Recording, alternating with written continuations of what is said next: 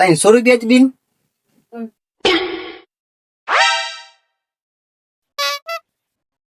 પાછું નવું એસી લગાવ્યું છે.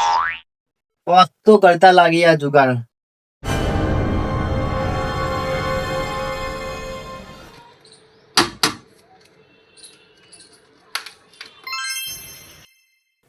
બરાબર. ભાઈ તમારું ₹300 જ બિલ આવ્યું છે. પાછું નવું એસી લગાવ્યું છે. તમે કોઈ ચોરી તો નહીં કરતા ને વીજળી નહીં?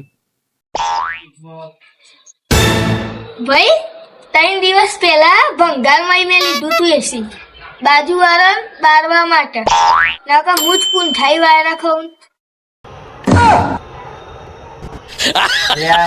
હવામાં આનંદ મળે પેલા.